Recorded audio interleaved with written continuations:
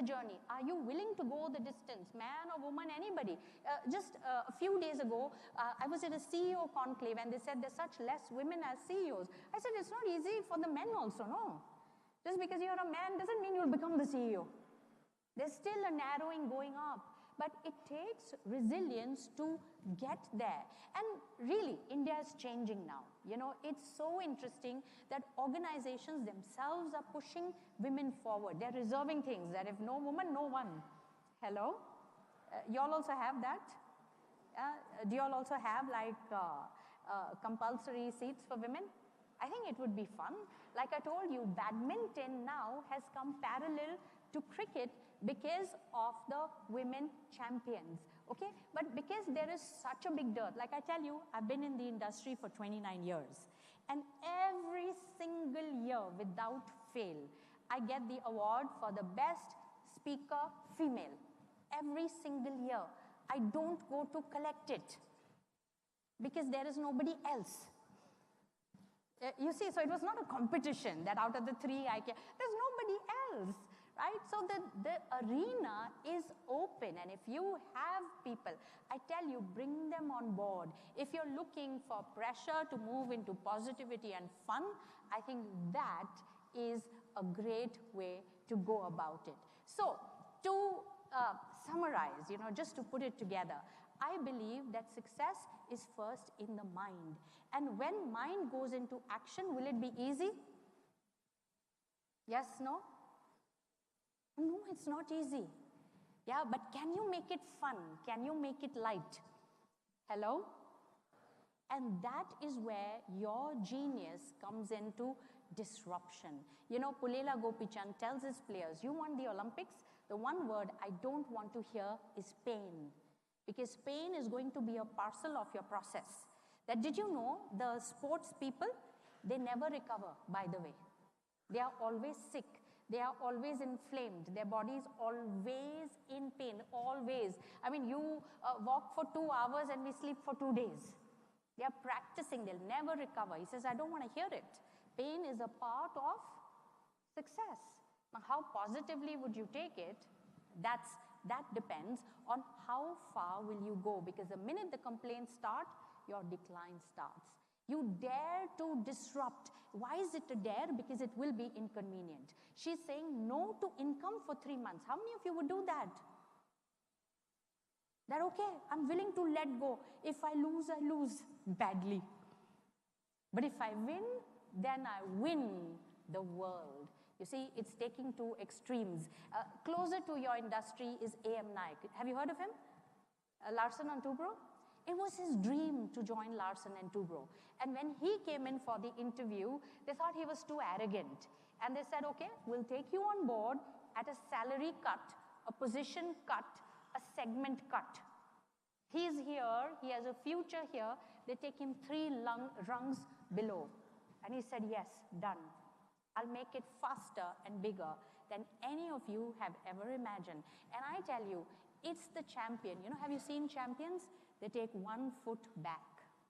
Because that gives the, what? What do you call that? Propulsion? Propel? What do you call that? That gives the force, the thrust forward. And that is success mindset. While for a sports person, this is a part of the process. But for a business person, for an executive, that's a huge thing to take back. And that becomes a dare. When my book was made into a web series, I told the CEO, I went and met him. I said, look, this better be good, otherwise I'll lose my job. How can I come here and tell you you can do it when I have a flop web series, which I'm not making, but my name is on it. To secure that they do their job well, I took a 2-month sabbatical, went to New York Film Academy and studied filmmaking, just to oversee what's going on. So I was an unnamed ghost on the sets to see everything is going right. Because while that doesn't pay less, I lose my job. Hello? That's a dare to disrupt, right? Hello? And I tell you, women bring such power. They bring colors. Yeah, they bring ideas, multitasking. I tell you, every organization that has seen disruption, every industry that has seen disruption, they say, there's a woman behind every man. There's a woman, I would say, from behind comes forward. And say, okay, I was there. Yeah, I did it. And I see that here. It's so nice to have this kind of diversity, and I wish you keep that up. So to wrap up my session, can I leave you with the story? Yeah? Okay, so the story goes like this. You know, in India, how many of our friends from out of India? Let me see. Okay, so India is this eastern mystic land, you know, with the wise men sitting under every tree. Not every tree, but if you see a banyan tree and if you see these trees, there are these wise men sitting. And if they get to you, they get to you. Okay, so there was this wise man who always gave the right answer. And there was this little boy who was fed up of him, you know, and said, I'm going to prove him wrong. It cannot be that you know all the answers. It can't be. You can't be that wise also. So he devises a plan, you know, to throw this fellow off. Little boy, okay? So he calls for the whole town, the whole village to come, and he says, I'm going to bring this wise man down. I will ask him a question, and I know he doesn't know the answer. I mean, technology has gone so far, it was not those things. So while he's going to the tree and the man is sitting under, so his friend asks him, what's the question? How are you so confident that he doesn't have an answer? So from his pocket, he takes out a hummingbird, you know, is the smallest bird ever, tied with a string. And he says, look, this is a hummingbird. I'm going to put it in my hands at the back and ask him, oh, wise one, tell me, I have a bird in my hand. Is it alive or dead? So if he says, it's alive, I will squash it and say, no, it's dead. If he says it's dead, I'll say, no, it's alive. So it's a catch-22. He's going to lose. Brilliant, mastermind. So now he goes, the whole village, the town is there, the wise man is sitting, and the little boy puts his hand at the back, both his hands, and says, oh, wise one, I have a bird in my hand. Is it alive or is it dead? And the wise man smiled. He has to look confident, right? And did you know, smiling also buys you time? Hello? And they say if your smile is good, people forget why they came. Yeah, it has many advantages. So he smiled. And if you've ever met any of the wise men in India, they smile for a very long time. Yeah, building the answer. So he smiles. He looks at him and says, beta, there's a bird in your hand. Whether it's alive or dead, it's in your hands. Now, how far you will make it? There is enough information. There are enough examples. There are enough supporters. There are enough resources and enough belief for you to take that leap to Z in a fraction of the time that took you to get here. But will it live or will it prolong is in your hands. And that was my final message. Thank you very much for listening. Thank you. My God, you all have been such a good audience.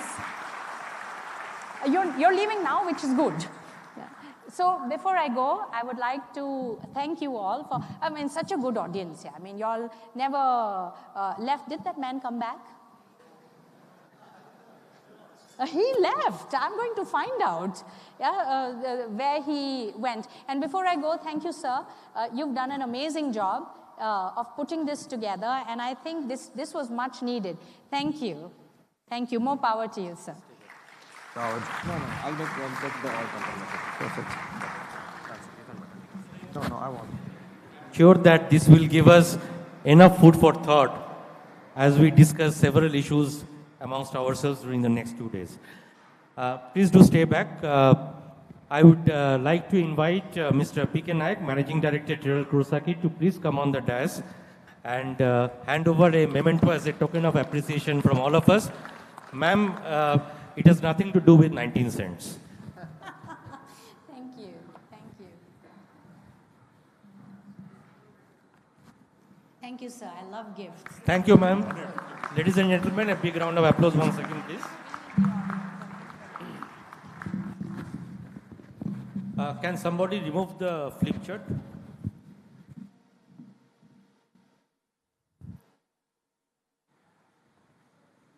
Bravo, Priya.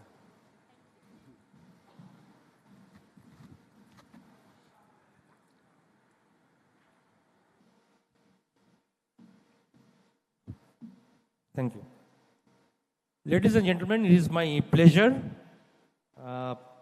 to invite a personality who does not need any introduction. Can I have the biography on the screen, please? But I will not read it out because all of you are aware of it. Please give a big round of applause to Mr. Stephen Borges, who will deliver the plenary talk to set the context for the theme of this conference. And he will speak on a sustainable refractory industry in a new changed world. Welcome, Mr. Borges. The stage is yours.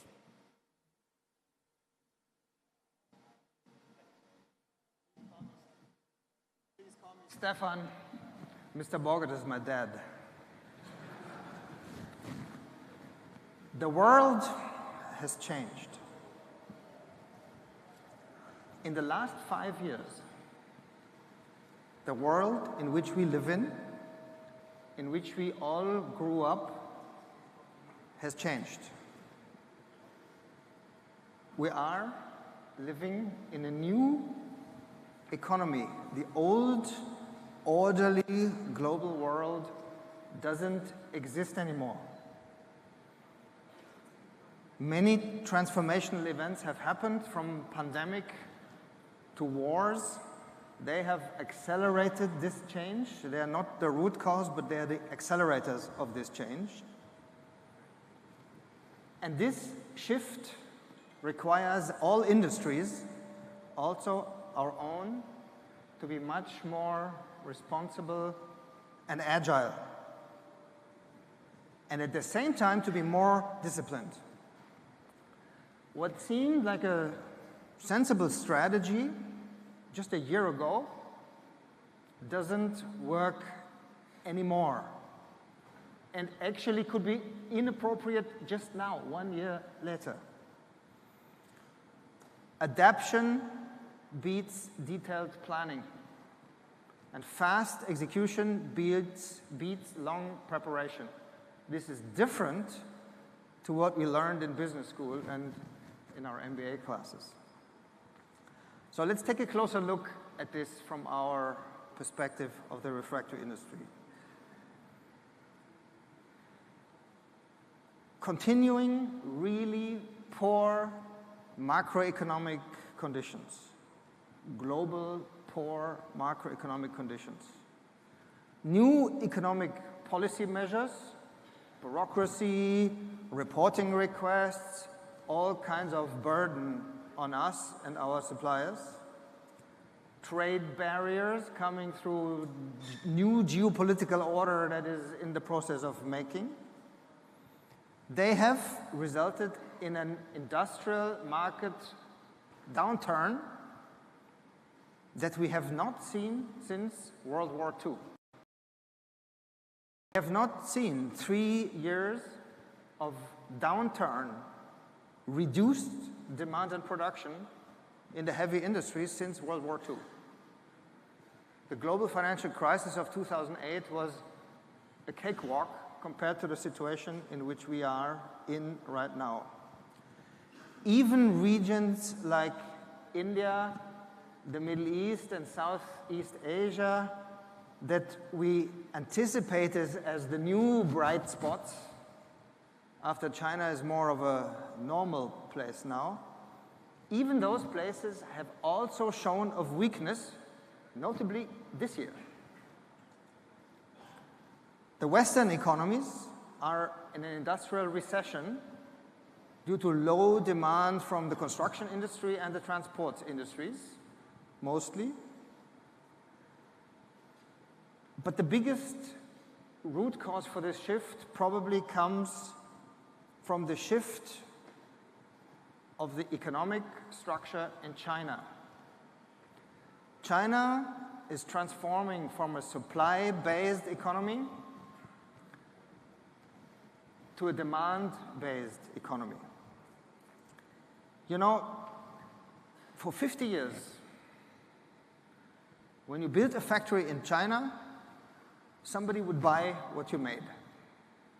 That worked for 50 years, but not anymore. And that shift happened in 2017. Why 2017? Because 2017 was the peak of the working population in China. Since then, the working population is declining. Not the overall population, but people who retire don't buy very much anymore. But the working population is declining. But China has continued to just build plants. And now we're in 2024, and in every market in the world, industrial market in the world, China has a massive overcapacity. So the country is going through this deep shift from supply-based, we just build and they buy, to demand-based. Oh God, we've got to think of who will buy this if we build something. And this is very well understood in the elite in China. The impressively competent leaders of the Chinese economy on the national level and on the province level understand this. They explained this to me. But they need to change this. And this change is painful, it will take time, it costs a lot of money, it costs a lot of patience, and it takes a lot of adjusting.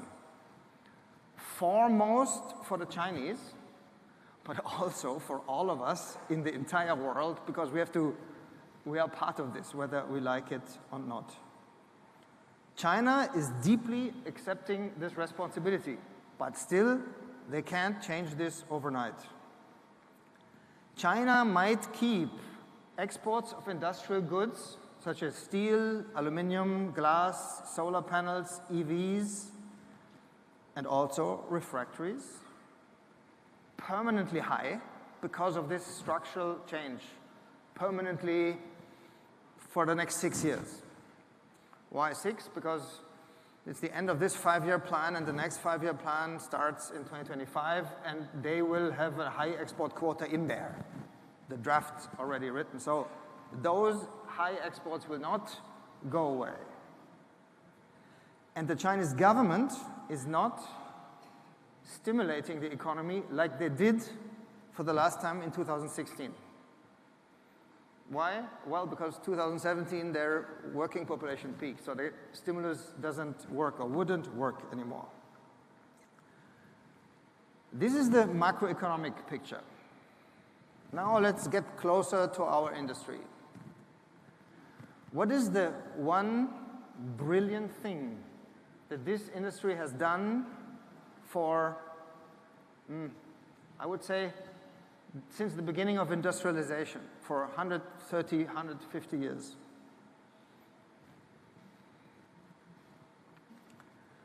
We have continuously, every year, reduced the specific consumption of refractories. It's an incredible performance without big step changes. You know, we're often being told that you're not very innovative in the refractory industry, but without massive, brilliant new things, every year we reduce the specific consumption. Can you imagine this for more than 100 years? This is fantastic. We can be proud about this. But this reduces growth every year. Unfortunately, refractory capacity, production capacity, continues to grow worldwide.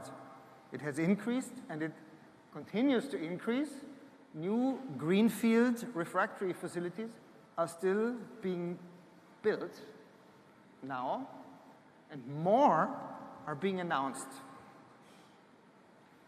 I'll come back to this a little bit later. In India alone, 300,000 tons of new greenfield capacity will come up in the next 2 to 3 years. Replacement of Chinese imports, this is the reason why companies are building, is not really happening. Made in India is a policy, but not really a reality in the refractory industry yet. If our customers can buy for 2% cheaper from India, they will. So not really a reality. Except for RHI Magnesita, almost every major producer is adding new capacity in this country with a greenfield investment. With the continuing recessionary trends in the global industry, the industrialized world's industrial production will go down further. What happens with the capacity there? How many shutdowns have you heard of anywhere? Not really a lot. So what happens with this? Well, those materials get exported also, right? Because from a microeconomic perspective, from a business perspective, that might make sense from time to time, hoping that the demand will come back in the industrialized world. But let me tell you, the demand will not come back. At least not to the level that it was 5 or even 7 or even 4 years ago, before the pandemic. The before the pandemic demand will not come back in the industrialized world. Why is this? Because the end customer structures are being dismantled in Europe, in North America, also in Japan, and in Korea, and in some of the industrialized countries. So a recovery will happen, I'm confident, but it will recover to a lower level than it was before. It's a sad reality. As a market leader in this industry, we therefore avoid any capex for capacity extension.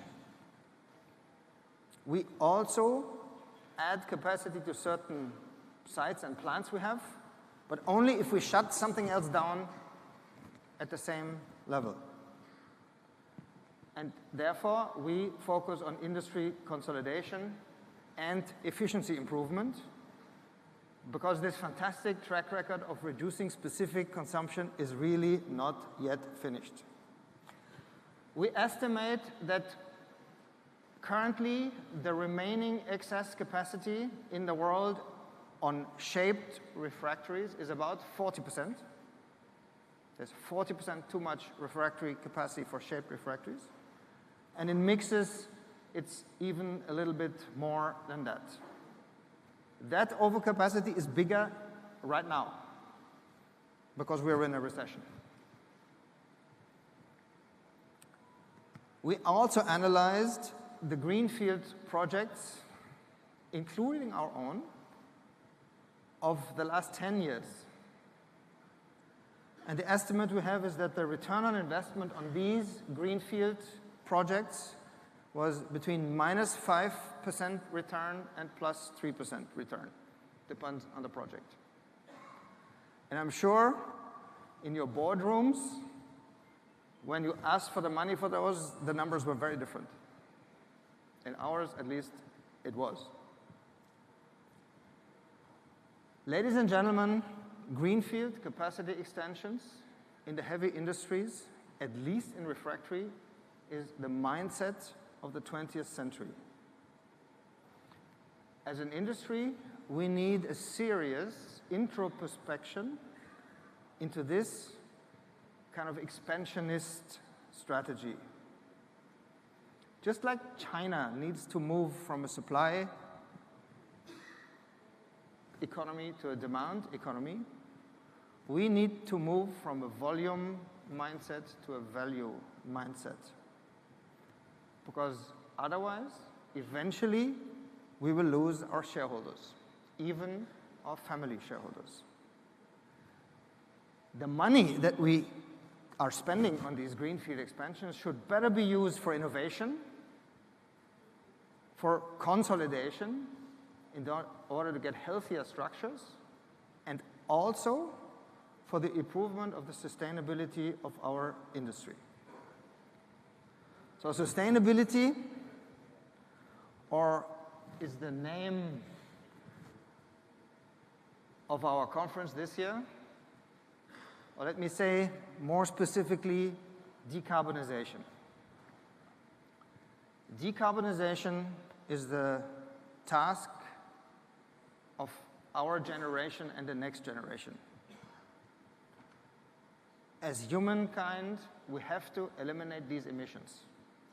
You can believe in a linear connection between man-made CO2 emissions and temperature increase or not, but man-made emissions are not foreseen in our nature. So we should eliminate those. And there shouldn't be any more discussions whether CO2 emissions are okay or not. They're not okay. So decarbonization now as a project it's kind of a European idea because we have these green dreamers there, but it has now become a global topic. Let me go back to China because we bash on China. But climate protection in China is moving from being an environmental policy in China to becoming an economic policy there. The climate tracker, which monitors emissions worldwide, independent tracking mechanisms by the United Nations. It tracks the rollout of renewables all over the world, proves that there's a significant reduction of new coal power plant in China. Still, they're building some, but a significant reduction. And China has announced that they will have peak CO2 emissions in 2030. But guess what? Those peak CO2 emissions will happen at the end of next year, 5 years earlier. More than 5 years ahead of target. China is pretty much the only country in the world that has been conservative on their target. They've been attacked on this, they have defended this, and they're 5 years ahead of this. They have surpassed their NDC, their nationally declared contributions for wind and solar capacity 6 years ahead of schedule. They have reached the 1,200 gigawatt that they announced for 2030 already in July of this year.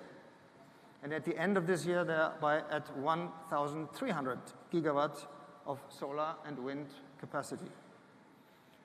The non-fossil power generation capacity now in China already this year exceeds the fossil fuel power generation. Similar trends, from a trend perspective, actually can be seen here in India. The government continues to advance the green hydrogen policy with the updated National Green Hydrogen Mission. It's an important step to achieve this target of 5 million tons of hydrogen produced in India in 2030. The policy is not finished, the measures are not there, but it's advancing much faster than before. And the talk in Europe is maybe cheap and more passionate, but the action is here. The Steel Ministry of India has already identified the utilization of green hydrogen and carbon capture utilization and storage as a midterm focus area of the India government here to decarbonize the steel industry while this policy is still developed.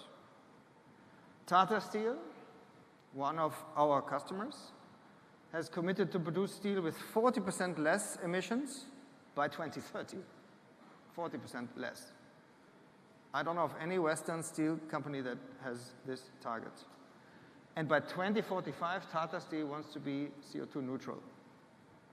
JSW has started executing projects in several phases for green steel with the investment of 70 billion rupees or $700 million US.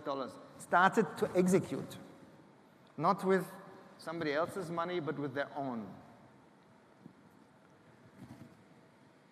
So what about refractory emissions?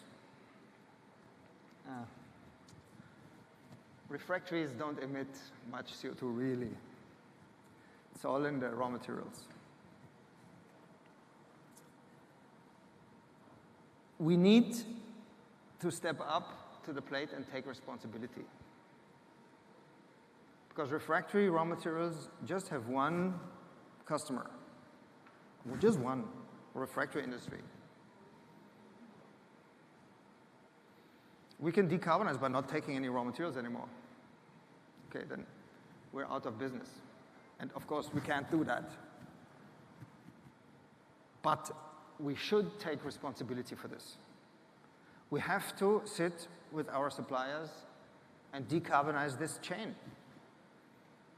Maybe not tomorrow, and maybe we don't have all the tools, and maybe we don't have the answers, but we have to take the responsibility for this, together with our suppliers, and not pretend that it doesn't concern us. We need to intensify working on measures like selecting CO2, more CO2 efficient raw materials. Okay, this is pretty straightforward. I hope everybody is doing this. We have to intensify our activities for more energy efficiency, green electricity. Hopefully, we're all doing this with the non-fossil fuel electricity available. We should also, however, support carbon capture and utilization, CCU technologies, to apply also in our industry. And we should reward those suppliers who do this.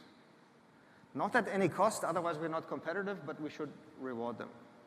And we have to go to our customers and explain them this and see whether we can still maybe get a little premium in order to pay for this.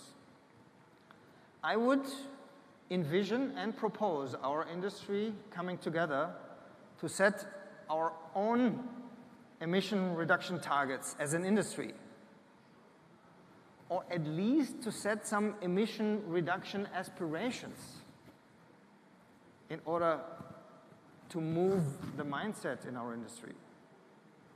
This could be on energy consumption, but it can also be supported by recycling. We will hear a lot about it in the technical talks during the rest of this conference.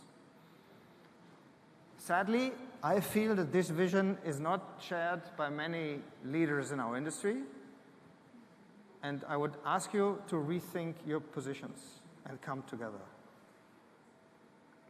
So, talking about our suppliers, let's talk a little bit more about how we strengthen the relationship with them. Not just for decarbonization, but also for supply security, because this is a huge request from our customers. And of course, it is linked to China because so many of our raw materials come from there. We have two areas on the front of our supply chain to cover for our sustainability. One is the diversification of raw material sourcing, one of those. Our major suppliers, industry suppliers, are the Chinese producers of refractory minerals. Let's face it, they're the most efficient in the world. They have always been consistent in what they make for us, and they have been pretty darn reliable over decades. But the changed global environment in which we are, the changed geopolitics put more and more pressure on this established supply chain. Raw materials in China, refractories all over the world. The old world doesn't work anymore. So, in this changed global environment, in order to ensure supply chain security and at the same time business sustainability, because sustainability is not just the environment, it's the business that needs to be sustainable there. Some degree of diversification in our sourcing networks might be helpful and maybe needed. What does this mean? Well, we buy less from China and we buy more elsewhere once it's developed.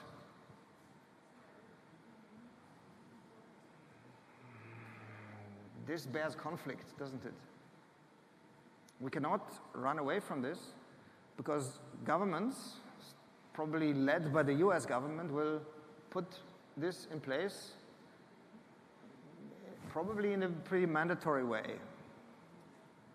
So how can we support our Chinese suppliers who will lose some share?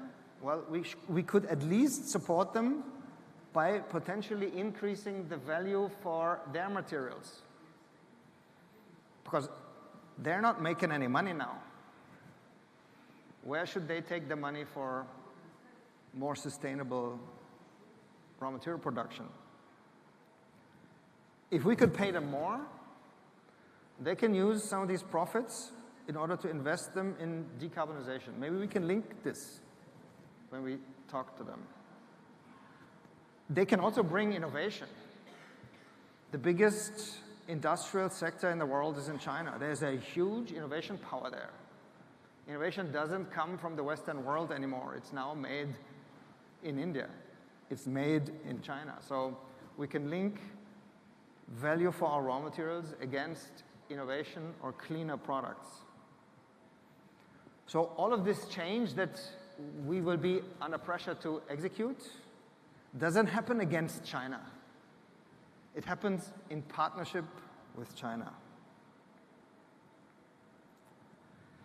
And just like Priya, before I end, I want to come to the talent in this world, in this refractory world. Our people, the talented young people, for whom we should be attractive. And here I talk about young, talented men and young, talented women. And we should name them both, because although, of course, we should pick the best people, the selection process might be different, maybe even the criteria. Knowledge management in our industry is often overlooked. There are very few refractory degrees left in the world. You cannot study refractory science, or not anymore.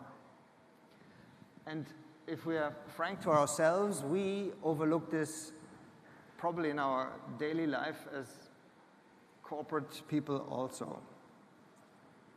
So where does this fantastic track record from specific consumption reduction come from? Well, mostly it comes from tribal knowledge. It's the knowledge in the head of a few people in our companies. It's always the same people. It resides in their brains. Mostly, actually, it resides in the brains of the very experienced people who've been there 29 years or more. But that's not very sustainable knowledge management, is it? Because many of them are coming to age, also in India. When I look in our industry, the experienced people are going to retire soon. So how do we continue building on and passing on this knowledge? This is another challenge, ladies and gentlemen, that we could tackle together rather than everyone for herself. How can we work more with academic institutions to maybe re-institutionalize formal studies on refractory science, courses at least to start, and maybe technical educational institutions? But also, how can we increase the respect for these experienced people who carry this tribal knowledge?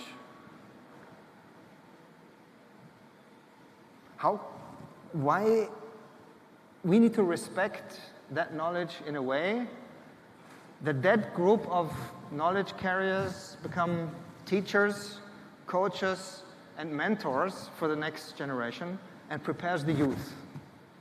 Doesn't do it anymore, challenges the youth to do an even better job than that group has done for the last generation. How can we build a global talent network to prepare the next generation to lead the industry in 10 years? In 10 years, most of us will not be here anymore. For sure, I won't. But many of you won't either. But we will have the next generation sitting here and trying to solve the problems. How can we build this network now so they don't become individual fighters, but they become a group of powerful people moving the industry forward? At RHIM, we have put this in place. We have a young talent group, around 25 people every year, new every year. Brazilians, Indians, Chinese, Americans, Europeans, future leaders. They're all below the age of 30 or around the age of 30. They talk to each other every week, and they meet each other physically, routinely, several times per year to build this network. They will not all stay with us, but that network that they build now, that will last for the rest of their careers, and then they can call each other. And that creates value. It's not competitive leakage, it creates value for our industry. And we can do more of this across companies. Attracting diverse talent, especially attracting women, needs to be of an immediate to-do for us. Priya has complimented us and said, okay, oh, there's some color in the room. But if we look in our top executive teams, I think we're laggards, not leaders. In RHI Magnesita now, after many years, we have 23% women in the top leadership. In the top senior leaders, this is the top 60 people, and they're super high performing. There's no performance difference, of course. But there's a thinking difference, and that provides huge value. This was hard to do for us, because of course no women are interested in the refractory industry, and this is not true. It's just a preconceived notion. But still, this was only a start. These are some of the many possible ways to make the refractory industry more attractive to young talents globally, while we improve at the same time the image of our space. The topic of sustainability that we have selected, especially decarbonization, is a sexy topic. It's an attractive topic for young people. And the message we should give to the young people who don't know us is we're not a dirty industry. We're an industry with a huge level of emissions where if you join, you can make a difference. You can actually have an impact. If you become a consultant, you can have an impact. You can consult somebody to have an impact, but you can't do it yourself. So we can offer something that very few can. This purpose is what young talent is looking for, and we should passionately bring it to them. I look forward to more of this discussion just after I sit down and stop talking during the Women at Refractories panel. I thank IREFCON for organizing this as a featured event right at the beginning of this conference and accepting our proposal to do this. Ladies and gentlemen, we have much to do. Much of this is in our hands, in our own hands. Whatever cannot be done by us can be supported by our various governments around the world and by our customers if we can verbalize it and speak out loudly and together. This, however, only works if we're reasonably aligned and agree on the main direction. The World Refractory Association, the WRA, and its main carrying regional and local associations, such as IRMA, could be the catalysts for this opinion building and for this alignment. we can win together, or we can remain a fragmented industry at the mercy of others, of other people, of other forces that are better organized than us. The choice is ours, yours, each one of us. Let us use this IREFCON to deepen the topics of our industry, the ones I have mentioned and the many more that you have in your mind. Let's wrestle with each other, and let's become better for the benefit of our customers and the entire world who absolutely needs refractories, who relies on us to build the future world. RHI Magnesita is maybe the global market leader, but we don't know everything. Not by far, actually. We are humbly open for any discussion and for any opinion. We are listening, and we're ready to change for any idea that's better than ours or that we have never had. And we are totally prepared to help in the overall improvement of this industry with our passion, with our hearts, and also with our money. Talk to us. Let's all come together during these days.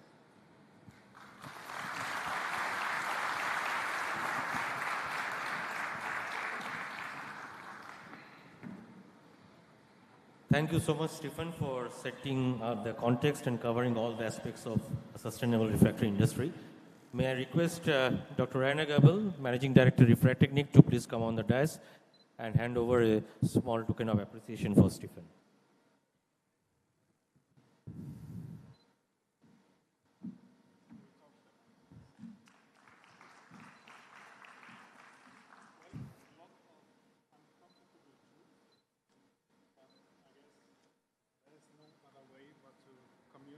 Better and to align much better in the industry.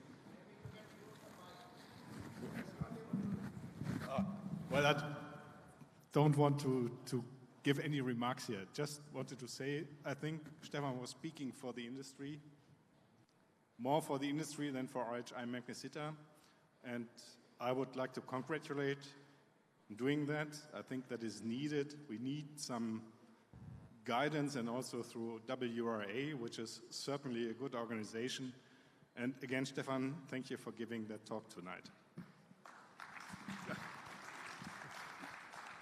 Thank you, Stephen. Thank you, Dr. Gabel. Moving on, I think this is the most, I would consider it is the most important event of the day in this Cartoon Racer program. And as Priya has already mentioned, with respect that women are more intuitive in decision making, they have the ability to do multitasking. I would like to add one more. They are better at building relationships than men. I would like to inform all of you that we had a discussion at the IRMA board meeting a couple of months back, and it was a suggestion which was given by Mr. Pramod Sagar, President, World Refractories Association, and a member on board on IRMA, that we should have a discussion on the, a panel discussion on the women leaders from our industry.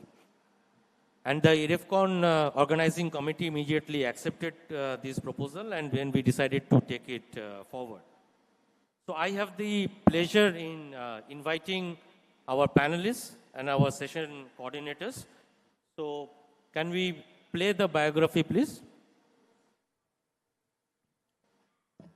May I invite Ms. Atri Banerjee.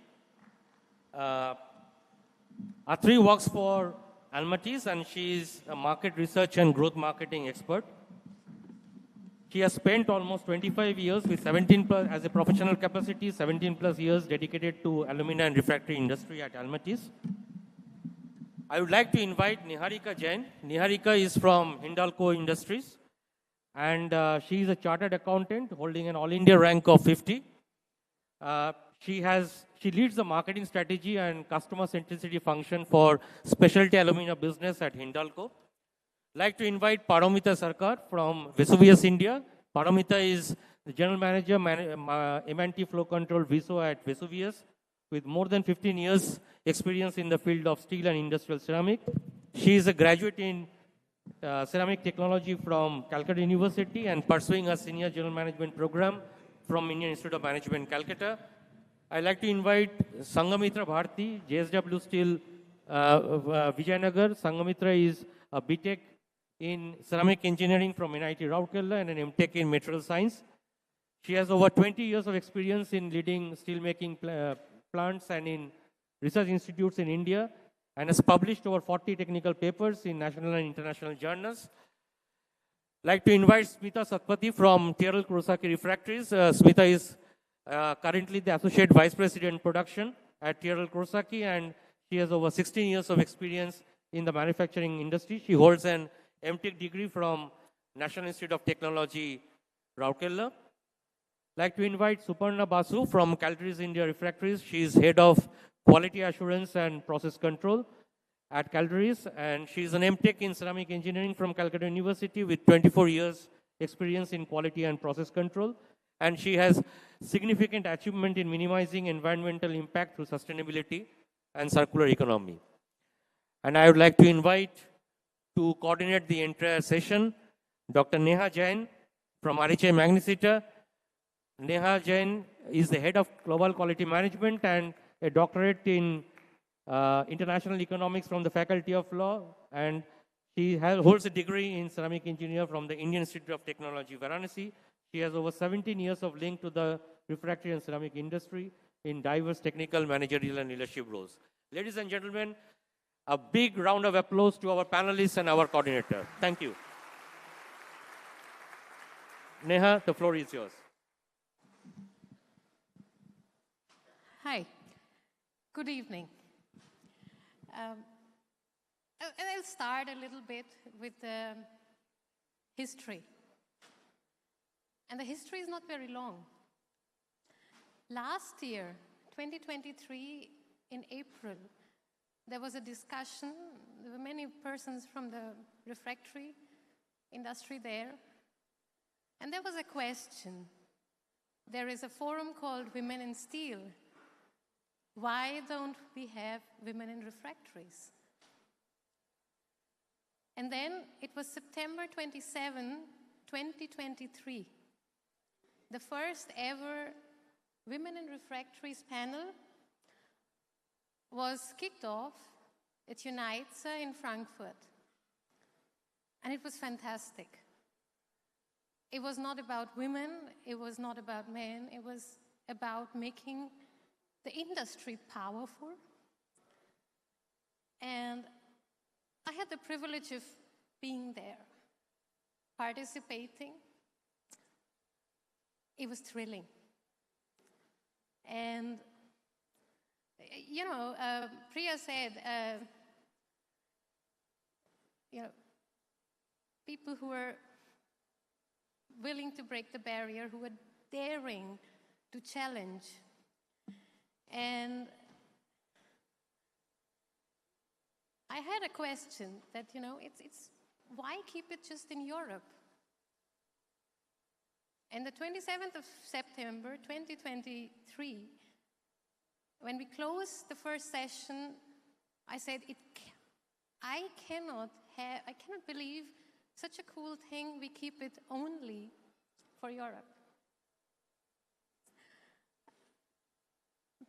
People were not sure, you know, organizing such a thing is a lot of effort. I tried my luck. I wrote Mr. Pramod Sagar an email. No one thought, you know, it's such an organizing effort. They didn't believe it's going to happen. I received an answer in 4 minutes with the message, let's do it. Thank you. And, you know, diversity is not new, something new to India. So when we go to school here, unity and diversity is kind of a thing we grow up with. We don't have a state religion, so children grow up celebrating many different festivals. The land is big, there are many languages.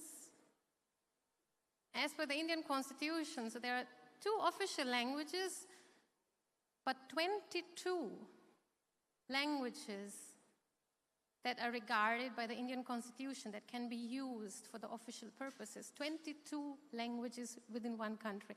And total are more than 200. Languages, cultures, we know about diversity here, right? We know it. The thing is, we heard about disrupting, so dare to disrupt.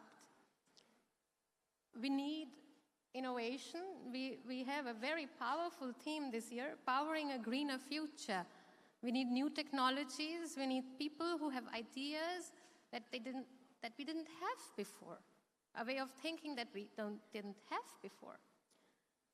And for those of you, on LinkedIn, if you follow the Harvard Business Review or some McKinsey reports and Deloitte reports, there are a lot of studies that have been done on diversity. Diverse teams perform better. They're better at problem solving, at being creative. There is a word, it's called guesstimate. Diverse teams, when they make a guess to find a solution to a problem, it is 52% more likely to be accurate than a non-diverse or a homogeneous team. And as we kick off the Women in Refractories session here today at IREFCON 2024, I would just start with a message that the gender diversity is just the start. Diversity is much more.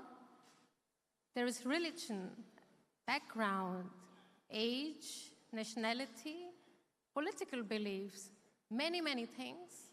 Gender is just the very start. But what is more important than diversity is inclusion. So once we have everyone, a very diverse group, once we have more women, once we have people from different nationalities, why should they stay with us? What are we doing better? Are we attractive enough? So that is the big challenge. And with that, I welcome our panelists. And an interesting fun fact, we talk about women in refractories and empowering women in refractories, but what we here have, I counted it's more than 120 years of refractory experience on the stage here right now. More than 120 years of experience. And knowledge experience is quite enough. But what's also a fun fact, we don't only have the refractory companies represented. We have, let's say, the bigger part of our value chain. We have Almatis with the raw materials. We have refractory companies with Vesuvius, Tata Refractories. We have customers of refractory industry like JSW and, Hindalco. Thank you. So we cover more or less the whole value chain. It's going to be an engaging discussion, and we're going to have some fun. So I'll ask some questions. We start it like just having a conversation amongst us, but then I would be very happy to have some questions from the audience to our panelists and see what they have to say. What can we do better to power a greener future together? So welcome. Thank you. So I start with some questions. I have some questions for you. And these are questions that we normally ask at the coffee tables. But we're not often discussing these questions in front of such a big audience. So, I start with you, Paromita. So you've had a long experience at Vesuvius. You're supporting the business not only in India, but also in Southeast Asia. And we heard already that we don't have so many women in the industry. So as a woman in a still male-dominated industry,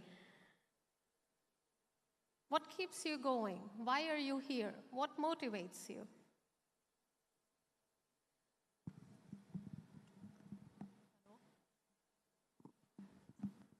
Yeah. So good evening, Neha. A very pertinent question. And believe me, I ask myself this question 1,000 times. So this is not new. To answer this question, I like to talk about a few various aspects. My upbringing is like that.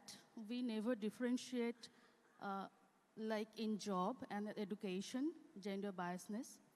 So when I am studying ceramic engineering, like 80% are boys and like 20% are girls. And out of that 20%, 10% went for the industry and 10% went for the higher studies. And when I joined Vesuvius, it was never in my mind that I am stepping in a male kind of dominating industry. Rather than it was kind of adventurous for me that what I can do in this male-dominating industry. So, and Vesuvius is incredibly welcoming organization, and they reinforce my thought that there is no gender biasness in this industry. Now, there are few things I faced, and I try to make different compartments in my head, in my mind. There are some problems we can't handle. You can't create that, and you can't handle that. So forget about those. There are some problems, some issues, which you are able to control. So focus on that. Because your ultimate goal is that you need to be a successful professional in the industry. So you need to cut that off. Like there are lack of infrastructure. Like I joined in manufacturing, then I went to sales service, like where I need to travel to the steel plants and do the trials in front of casters, interact with the operators. And 15 years back, obviously there are a lack of infrastructure. So, in fact, there are not proper washroom for women. So what do we do? I have not created the problem. You may be frustrated. You can, speak in a different forum about that, but how to handle that with that? So I do the simple thing. I went to the male washroom and locked that up.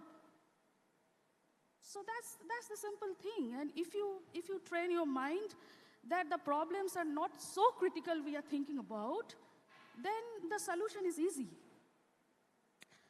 This industry, like that way back, the people, like the men, who might be afraid of talking to women because they don't know how to start a conversation with a woman. So what I do, like I took some very generic topic. Like if I had a meeting and the boss called everyone, I took that topic because that's a very interesting topic to interact with the men group. So you need to work on the aspect where you need to be inclusive. And aspiration is within, where you want to achieve. Because when you swim against the wave every time, you build such a confidence in yourself, then everything seems to be achievable. So that's why I think this industry gave me a lot, and giving me a lot, and aspire me a lot to continue.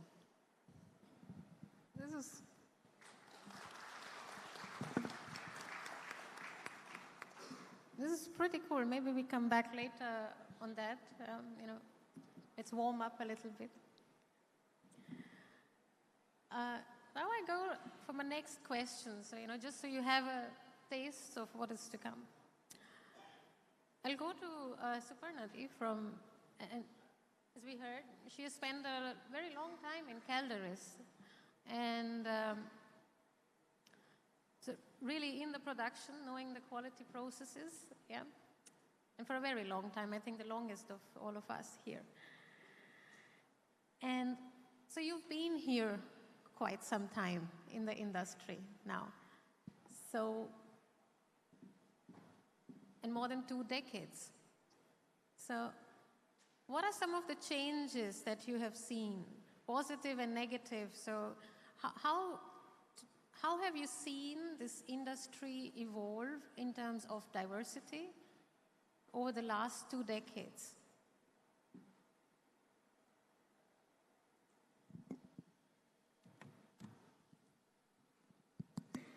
Thank you, Neha. Thank you, everyone here. It's a pleasure to connect with you all. And answering for the question, when I joined in SEC Refractories, that time it was SEC Refractories, now it's Calderis India. I was the only female employee in the management role in Katni. So at that time, I found that there was no focus on diversity and inclusion. I faced a lot of challenges and difficulties, but somehow I could overcome those challenges with the support from all of my colleagues and seniors. So in the past 20 years, there has been a major shift in the diversity and inclusion, and organizations are hiring women in workforce, especially in challenging roles which demands physical labor, like production, operations, maintenance, process control, and quality control. And this also creates this also shows that women are capable of their strength, and they have their inherent capabilities to execute those critical roles in the shop floor. And organizations are also giving the opportunity for women to travel overseas, as we are finding that nowadays women are participating in international conferences, technical seminars, in interactive discussions. They are taking part. And a lot of improvements have also been seen in the infrastructural facilities which organizations have created, like separate washrooms. Those are very clean and accessible. During my time, in the initial years of my career, I don't find any separate washroom. And that was really frustrating for me at times. And nowadays, even I have seen that restrooms are being maintained, well maintained for women. And that is also bringing us a lot of comfort to them. So women, they are now getting all the comfort and convenience in the workplace. And most of the organizations, they are setting a target to achieve a goal so that there should be a rise in the women workforce in the organization. And our company is also aiming for that. We have a target of about 30% women workforce in the management role, and this will be filled shortly in few years to come. Thank you. I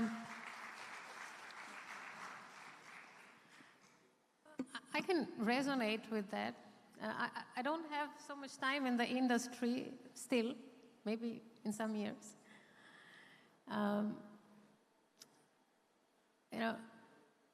When just sharing a story, when I, through chance, coincidence, decided to go in this industry, no one in my family knew what this is about. At that time, the IT industry in India was booming. So there were enough white-collar jobs available. And why would a girl ever want to go and work in a very remote location? It's not cool. It's not something that the neighbors are proud of, so it's kind of useless for the parents. And no one understood. But it was, and I can only resonate what you say, that there were limited opportunities. Like you say, traveling abroad. It was kind of a big candy that was given only very, very rarely. And the opportunities were also limited. I remember there were, and this is some years after you started, you know, maybe a decade after you started, the positions that were available were HR or quality technician in a production lab. That's it. Research in refractories in India, it was starting. It was, let's say on paper it was there, but that was it. HR and lab technician in a production plant, that were the jobs. And today we see what is possible in such a time if we dare to disrupt. Yeah. And with that, I think this is a good question. So I just, because Atre, you have also spent a lot of time, maybe from your perspective, and you've been in a different company, maybe a different perspective, so from Almatis, or from other experience from the past, how have you seen the industry evolve? I don't know where to start with. 17 years is a long time. But if I take Supernadi's point on washrooms, I had a very wonderful experience. I was once traveling to Bilaspur, Champa area. So, and my colleague Shankha was with me. So it was a long journey by road. And I drink a lot of water, so I have to go to the washroom as well. So when we reached Champa, first of all, I was very scared to see the factory and the setup. It was very small. But I was also very scared to get into the washroom. So I told Shankha, why don't you go inside, check and come back? So he went inside, came back and said, there's a small rat running around. I said, I'm not going till the rat is out of that washroom. So then he said, then your next choice is, while we are on the way, you have jungles. So that's the next choice. So you see, I have this wonderful experience, and truly speaking, I loved those experiences. I mean, because I had those experiences, today I'm able to speak. If I would not have had those experiences, I would not have been sitting here and sharing my experience. I think thank you. I think it also resonates with what in our keynote Priya said about taking the step, maybe taking a step, risking a bit, and then seeing where it leads us. Yeah.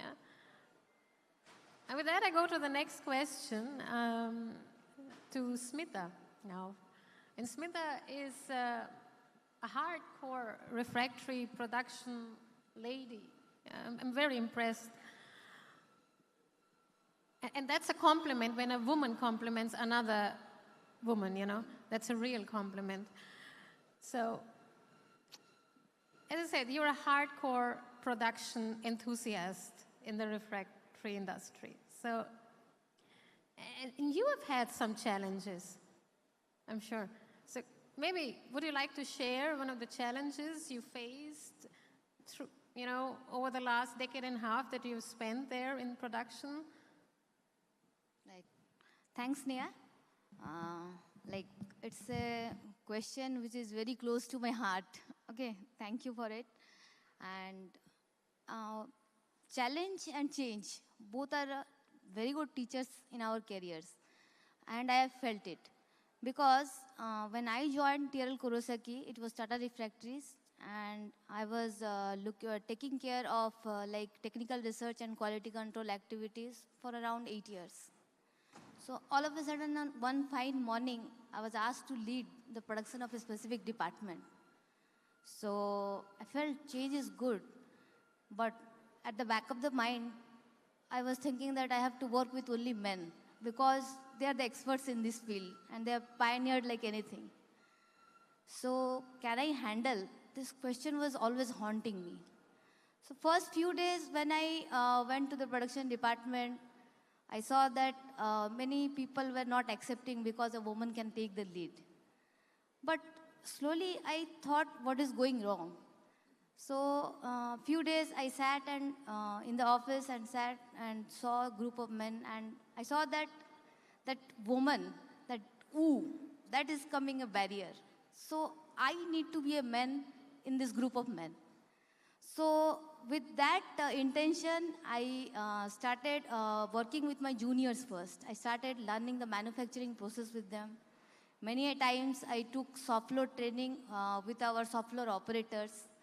And with the help of the senior management, TRL Kurosaki management, and their support and guidance, and I used to stay late nights, attend breakdowns, and as time passed, I instilled confidence and trust in the team, and this worked. And you won't believe, I've spent another 8 years in production, and I work without any fear, and we have many women employees who are working in refractories, facing the heat and dust, and we are used to it and we are happy with it. And this is a second family for us.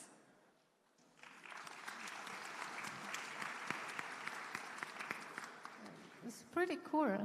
What do you say? I find it really cool, I have to say. But you mentioned a very interesting point, and maybe I ask Barometer or someone else, to take that up. But you said the first reaction was, do I have to be, as a woman, do I have to be a man in this man's world? So is success coming to us only if we change ourselves and become a man? Or, because you are also traveling a lot, I remember, so you are, for example, across the refractory plants, but also with you, Smita. So, and maybe if someone else wants to take this question, but, so do we have to become a man to be successful in the refractory industry? Yeah. Good evening, and thank you, IREFCON, for inviting us. So, in addition to what Smita said, I also had similar experience when I took a transfer from R&D to operation. So when I moved to SMS, I was in a little higher position I went. So the people in the shop floor, like the operators, they were not used to taking instruction from a woman leader or woman senior. Yeah. So I had this challenge that, and I was looking after the process control. So I used to tell them what you did is wrong or what you did is not correct. You should be doing like this, and they were not ready to take this kind of instruction. So yes, I faced similar situation, but slightly contradict to what Smita said. I didn't have to change myself. Rather, I spent more time with the operators, making the heat with them, doing the blowing in the converter, and spending more time with them, so that that confidence that was built. And then they accepted that, yes, she is someone, if she says to do this, we should be doing this. So there was a change in mindset and behavior, that they were ready to accept the instruction of a woman leader. So of course it took some time, maybe 5-6 months, but then the things started changing in the shop floor. And now they are ready to accept that, yes, if a woman senior is coming and telling us, we should be accepting it. So maybe situation to situation it may vary, but for me it was like this. Thank you. Thank you, Sangamitra.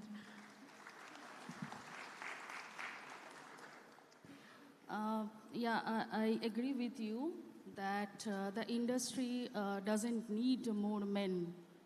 So they obviously don't need men, okay? So they need women. And we don't need to be men. So it's all about the credibility you build.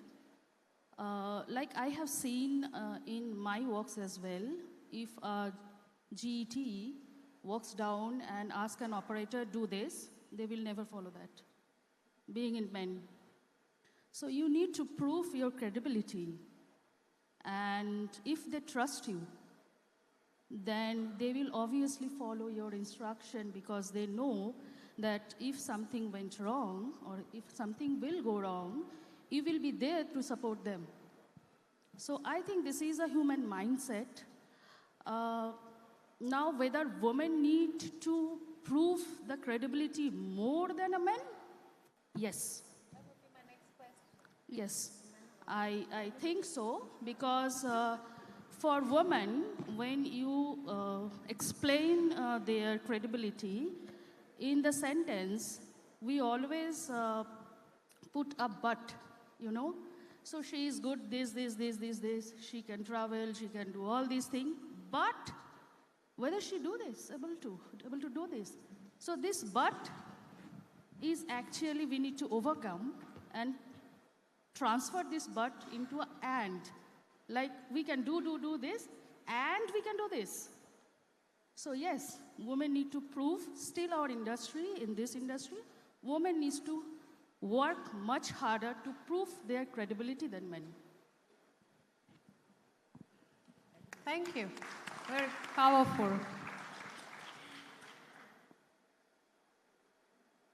Now,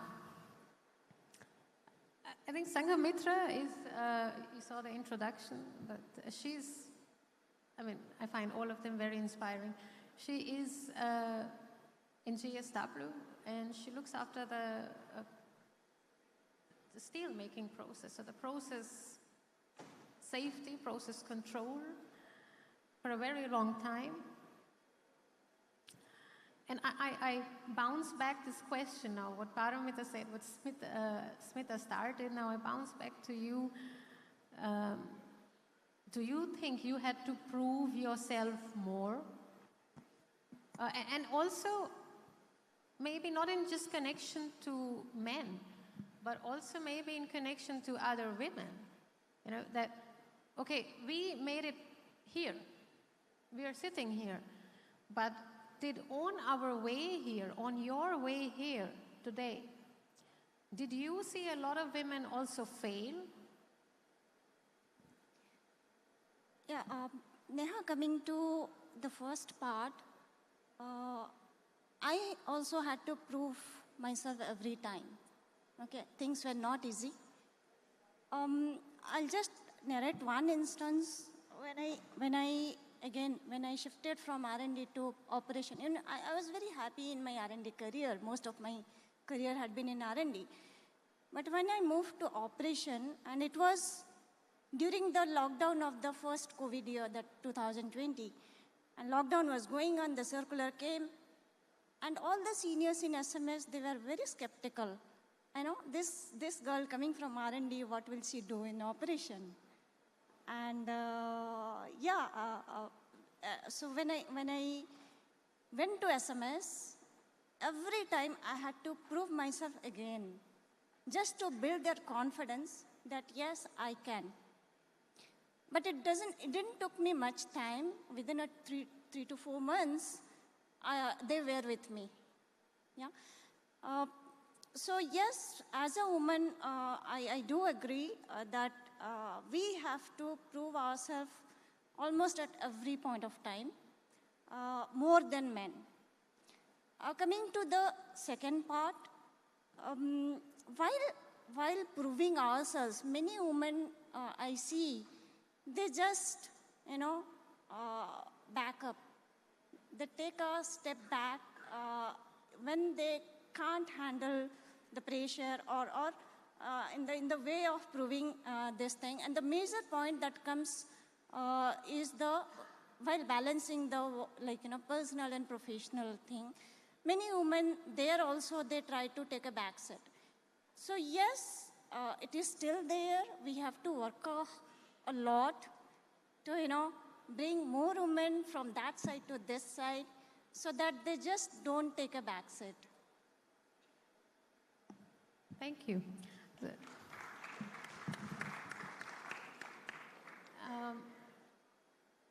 I will try to change the tone now because I think it got very serious and everyone was looking, hearing very seriously. Let's admit it. We are here. Something must have also happened that was right. Yeah. And it's only fair to admit for anyone, a male professional, female, any gender, any race, any nationality, there are always those good angels, the good leaders, colleagues, motivators, who kind of inspired us. And I think somewhere, even if it's a male-dominated industry, even if it needs not more men, but more women, let's say. But I hope and believe that we have all had some positive inspirations, some role models maybe. So my question to you, Atreyi, and also because you're always smiling, it's very nice, very pleasant. So could you share with us some positive moments, some inspirations? You don't have to take names, but you could. Some role models who pushed you here instead of pulling you down, who inspired you maybe, who made you believe and come forward? Okay, so I must say this time in IREFCON, the number of registrations is more than 650, right? So each of those 650 people are my motivators. Why I'm saying you? I come from a very, very different background. Before Almatis, I was working with Coca-Cola. So it was completely non-technical company. And Almatis is only technical. I only see BTechs, MTechs, doctorates. Oh my God. So you see, every step that I took from the first day of joining Almatis was an inspiration from each one of the people sitting here in this hall and each of the person who has been registering, and I have been attending IREFCON since 2008. Sarbapi, right? And Sarbapi, Shankha, Animesh, my 3 pillars. I am here because of them. They have literally helped me grow in this organization. Of course, I wanted to grow as well myself. And I'm very happy that this industry, even though I do not come from technical background, I'm a pure humanities background person. I'm from Delhi University, but a pure humanities background person, and I'm completely now into a very, very technical industry. So each one of these people have inspired me. I wanted to take and understand and learn every moment. Every time I learned something new, that was an inspiration to me, that gave me motivation to learn further, take up another new challenge, and I won over it. I learned from that, and I again moved on to take the next challenge. That's how I moved on, and now see, I'm here on the stage. Thank you. And I think that was for all the people who registered. Sorry? Yeah. No, I still have some questions left. It's not over yet. But now I would like to go for the future. So we saw what has happened till now. And Niharika, you were in Hindalco and working in strategy and marketing intelligence and strategy. And as you said once to me that, you are probably the least number of years in the industry, yeah, but not so less, but still. And how has your journey been so far, and where do you see it going? So what are we doing right? And what can we do better with regard to diversity, equity, and inclusion? Thanks, Neha. So I would want to begin by saying that, I'm so privileged and grateful to be part of this working generation where things have improved so much. So Smita spoke about it. I was also reading about women who have been pioneers in this industry long back, coming into the industry in men's clothes.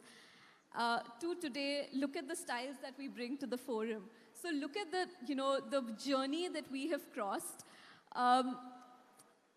What we're doing right and what we're focusing on is, like I said, the number of women in leadership positions across, whether that be Hindalco, Vesuvius, RHI. It's so fulfilling to be seeing that.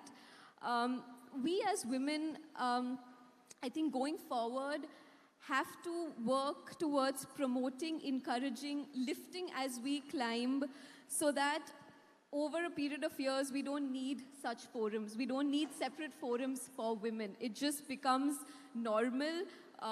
Yes, it will take some time to get there, to correct these generations of differences, but we will get there. The margin that we've crossed till now is a testament to that. Just giving you an example about something that Hindalco is doing. So we are very excited about a brand new facility for EV battery enclosures, which is coming up in Pune. And the unit head for that is a female, very distinguished woman, Prabhi. But the even more exciting part is 100% of the shop floor employees are women. So this is where we are going. Taking away from something that you were saying, also my CHRO, Mr. Shamik Basu, was telling me once something very interesting. Diversity and inclusion, how they go hand in hand. You know, a diverse group working inclusively will definitely give you better results than a homogeneous group.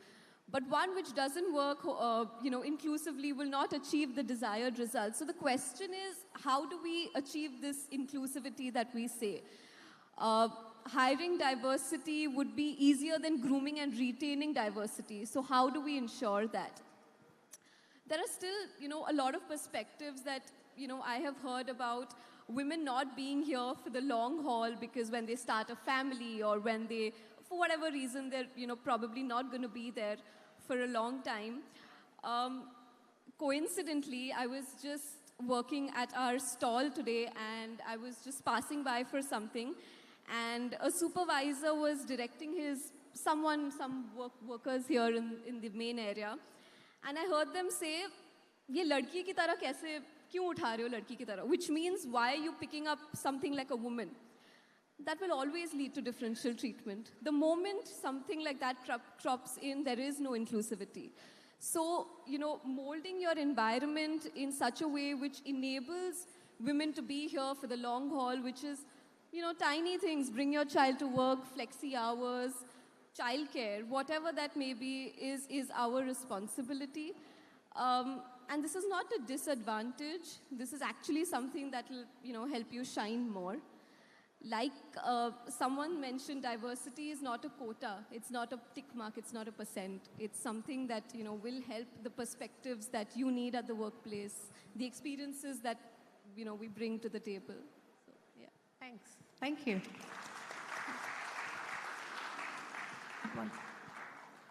And as a closing question, because I think we have already reached our time, to Sanghamitra, and about the future again now. So for the younger girls, students who we would like to join our industry, what would you say to them? What would be your message to them, or why should they come to us? To the younger generation, I have 4 suggestions. The first one is keep on learning. Leverage the technology that you have, which we didn't have when we were at TOS, and shorten that learning curve. Make yourself ready for the future as early as possible. So keep on learning. My second point would be identify a role model for you and a source of inspiration for you. Now, having said that, I'd like to request the IRMA and IREFCON organizing committee, can we have some system wherein we can publish the achievements of the leaders in this field of refractories so that they become their role model, and at the same time publish the success stories of women in refractories so that they become their source of inspiration. My third point would be love whatever you are doing. Doesn't matter which field you are in or what role or responsibilities you have, start loving your job, and that will make the things easier. Yeah? And the fourth point is network. Network with the right set of people. That will help you to move ahead in the professional field.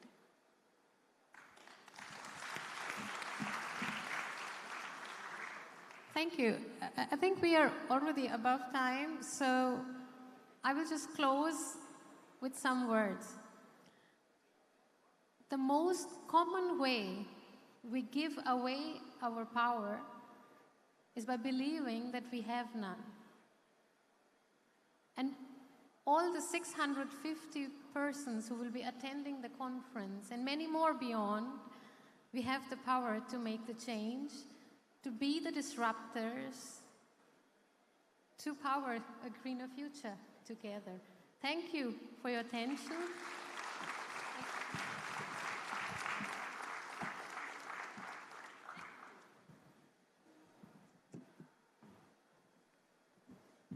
Thank you so much. I mean, it has been such an enthralling session, and Sanghamitra, we have already done something about what you mentioned. I didn't intentionally mention it at the beginning of the session because probably that would make you a little bit more biased in your responses to Neha. But this entire session is live on ET now, and the whole nation is watching it. So, and I promise on behalf of IRMA that we will keep on publishing in our IRMA journals and whatever public domain we are using to tell all of us the continuous success stories of our women leaders. And I would like also to see that very soon and the chairman of the IREFCON would be someone from amongst you. Thank you so much. I would now like to invite Mr. Pramod Sagar to on the dais to do a little bit of honors, please, for our esteemed women panelists. Sagar sir, please. And can I have somebody to please come on the stage to help him to hand over the mementos?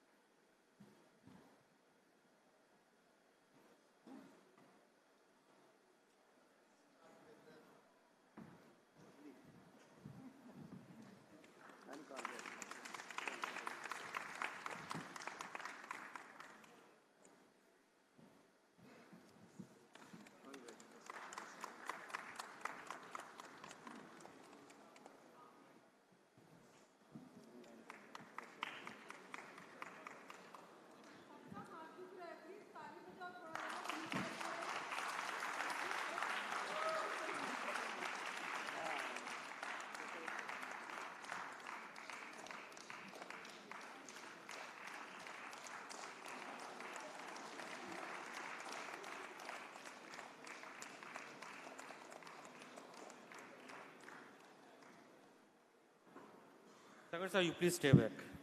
Thank you everybody. I would now like to invite my colleague in the organizing committee, Mr. Jyotirmay Bhattacharya, to brief all of you something which we are doing for the first time, I think, from the entire refractory community. Jyoti, please. Hello, good evening. I was just counting when Sunandada was saying this is 15th IREFCON. I was trying to count. This is my 11th one, which I am attending. And believe me, a lot of panel discussions we have seen. I have never seen, and I know in the audience there are people who have attended all 15. We have never seen a more heart-to-heart conversation, more transparent conversation, and such a lively conversation. And I must say, it's thanks from the bottom of our heart, thanks from IREFCON organizing committee, to Neha and all the lovely panelists for making our evening so bright. And as we were saying, Neha said that, this idea of having this Women in Refractories forum originated from UNITECR, what was done in UNITECR.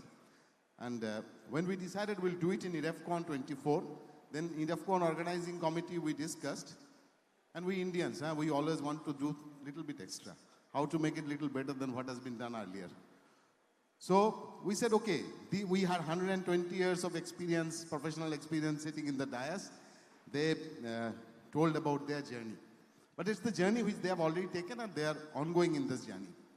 Let's talk to people whose journeys, whose professional journeys are yet to begin.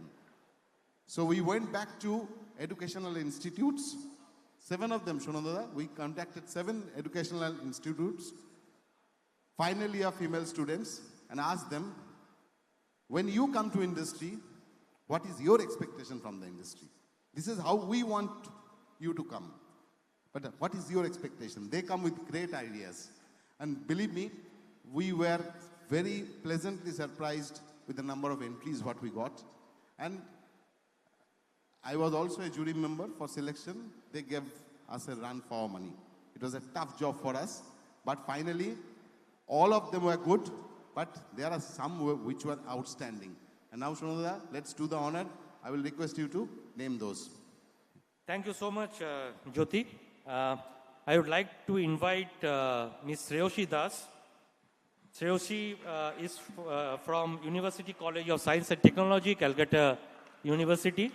And she is the recipient of the second prize of the competition. Shreyoshi, can you please come on the stage?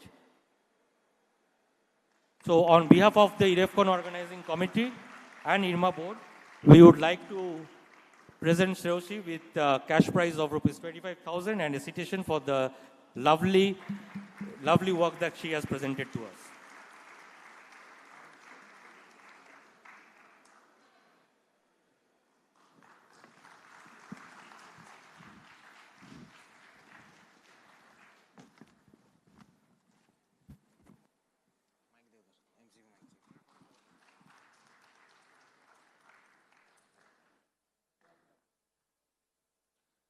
Congratulations, Shreyoshi. Wish you all the best.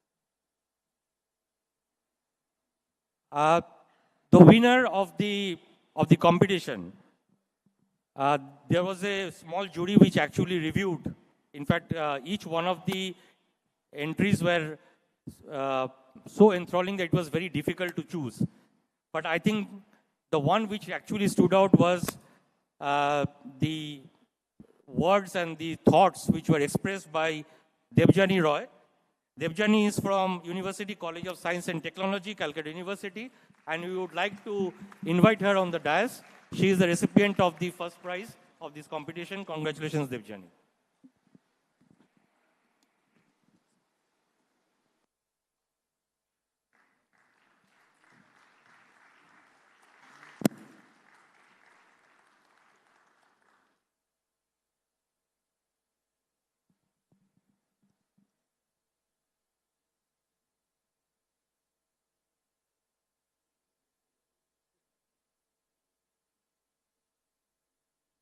Congratulations once again, Debjani.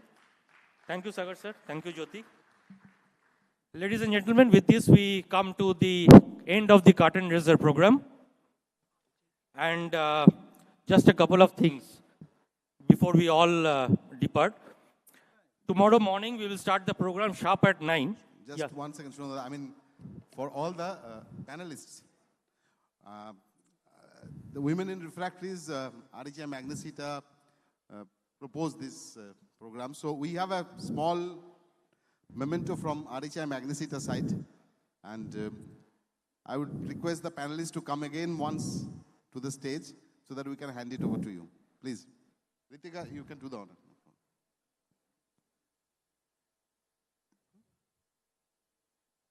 Okay, so Stefan, while... can I request you to come to the stage?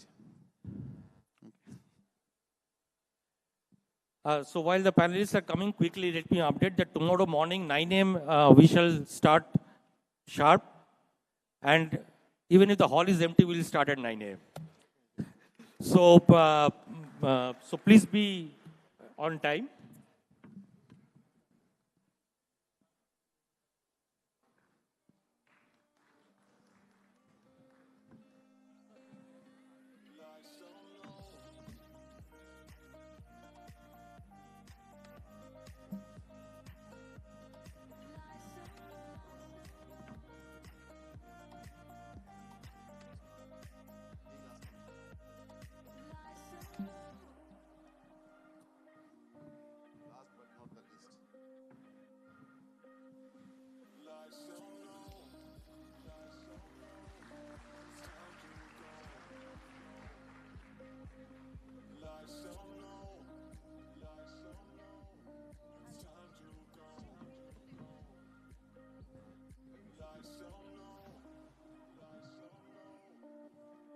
Stefan, you are not able to decide where to start?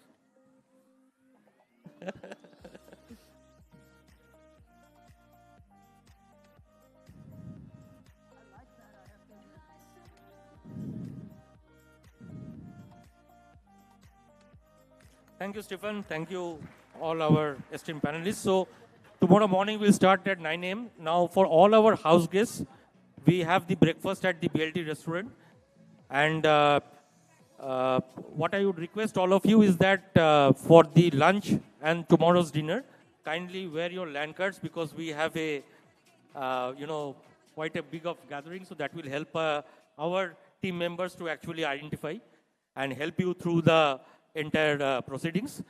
Our gala dinner tomorrow is at the rooftop, and we would like to start it sharp at 7 o'clock in the evening. And the World Refractory Association board meeting would be on the first floor. After tomorrow's first half of the day, from after lunch, there will be breakaway sessions. So we will have 2 technical sessions down and 2 technical sessions up. So with this, I would like to once again thank all of you for a wonderful participation. And we have the bar cocktail, which is sponsored by Maithan Ceramic. So thanks, Maithan Ceramic. And the welcome dinner is sponsored by TRL Kurosaki. Thank you. Have a lovely evening.